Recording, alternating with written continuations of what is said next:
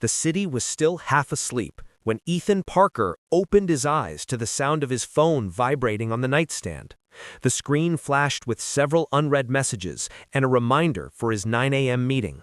He stretched his arms, sighed, and reached for his phone.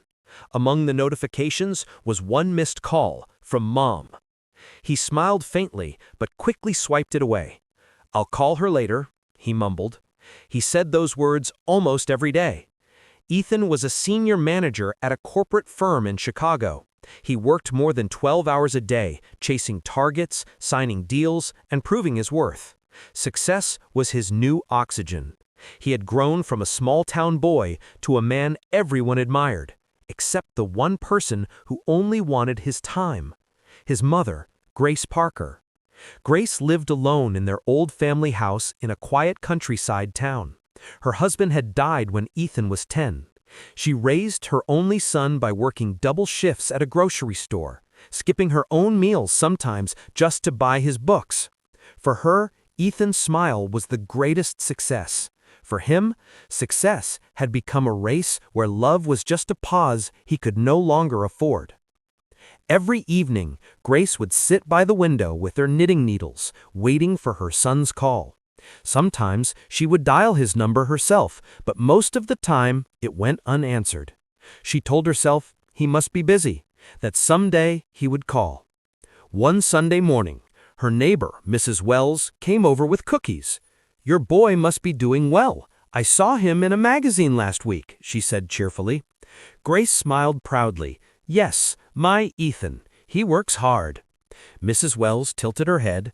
"He must call you all the time, huh?" Grace hesitated for a moment, then nodded. "Oh yes, he calls when he can." That was a lie, but she told it kindly. That same afternoon, he was in a meeting when his phone rang again. Mom.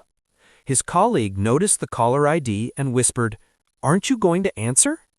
He smiled, sliding the phone face down. "She'll understand." Later that night, he received a text from her. "I made your favorite pie today. I wish you were here to taste it." He looked at it briefly and smiled.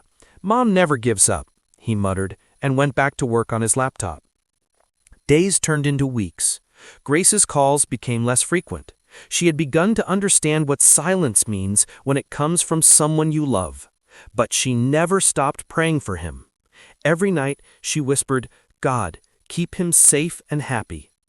It was a rainy Thursday evening when Ethan finally decided to visit. He called her, but the call went unanswered. He frowned, thinking maybe she had gone to sleep. He texted, "Hey Mom, I'll come this weekend." He never got a reply. The weekend came and went, meetings piled up, deadlines pressed, and he forgot again. Then one morning, as Ethan scrolled through his phone in the elevator, he saw a message from his mother sent late the previous night. It read simply, "I'm proud of you, son." Something about the message made him pause. There was no reason, no context, just those words.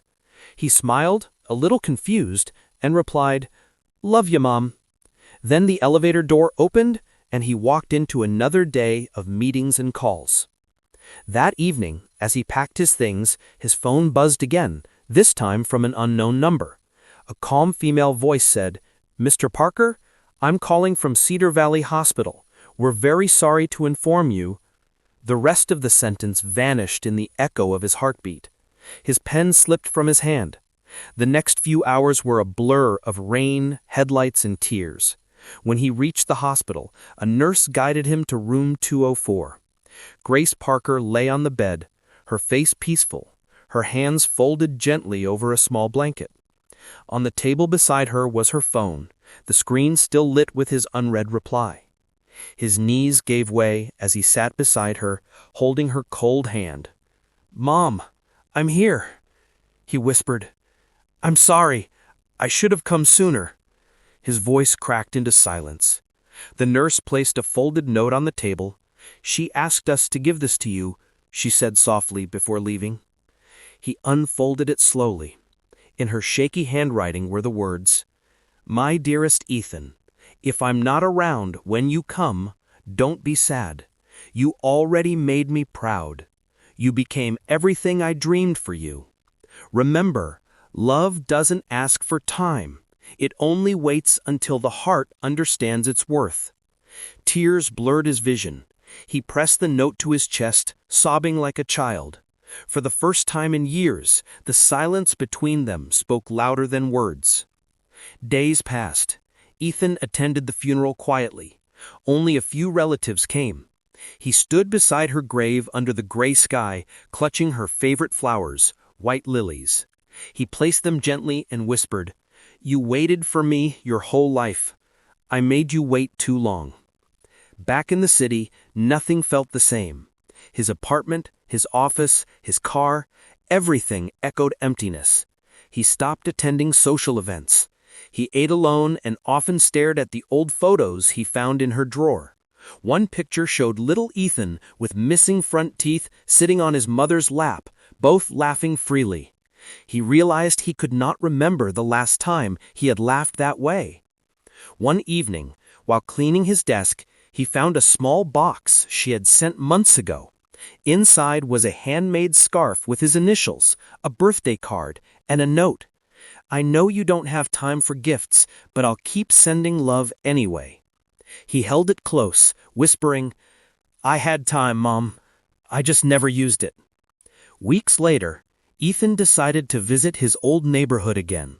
The same streets, the same grocery store where his mother once worked, and the same church bell ringing in the distance. He visited Mrs. Wells, who hugged him tightly.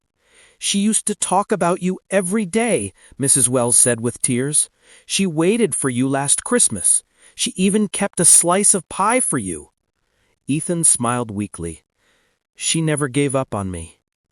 That night, he sat on the front porch of the old house, watching the sunset. The sky was painted in orange and gold, like a gentle goodbye. He took out his phone and scrolled up to his mother's messages. The last one glowed softly, "I'm proud of you, son." He whispered to himself, "I hope you're proud of me now, Mom." Months later, Ethan made a decision that would change his life forever. He sold his city apartment and moved back to the countryside. With his savings, he opened a small community center called Grace Home. It was a place for elderly people who lived alone, where they could spend time, share stories, and feel cared for. On the wall near the entrance, he framed his mother's handwritten note. Under it, he wrote, "Love doesn't ask for time. It waits until the heart understands its worth." People from the town began to visit often. Some came for company, some for food, and some just to talk. Ethan would sit with them in the evenings, listening to their stories. Every time someone smiled, he felt a piece of his mother smiling through them. One day, a little boy came with his grandmother. He looked up at Ethan and asked innocently, "Mister, where's your mom?" Ethan smiled warmly. "She's everywhere, kiddo. Every time I do something good, she's right here." He placed his hand on his heart. The boy nodded thoughtfully. "My grandma says that too." Ethan laughed softly. "She's a smart woman." As the sun dipped behind the hills, the golden light filled the room. For the first time in years, Ethan felt peace. Time passed, but the pain remained like a quiet echo. Every morning, he stopped by his mother's grave, leaving fresh lilies, and sang, "Good morning, Mom. Today's another good day." He never missed a single day. One evening, sitting by the grave, he looked at the sky turning pink and whispered, "I finally understand, Mom. You never wanted my success. You just wanted my presence." The wind brushed softly against his face, almost like a gentle hand caressing his cheek. He smiled through his tears. That night, back at Grace Home, he wrote a message in his journal. "Love is not about how often we speak, but how deeply we care. I learned it too late, but I will never forget again." He closed his eyes and felt her presence, calm, forgiving, proud. The same three words echoed in his mind. "I'm proud of you." Moral of the story: never wait for the right time to love the people that matter. Tomorrow is not promised, but today is in your hands. Time once gone never returns, but love once given lives forever.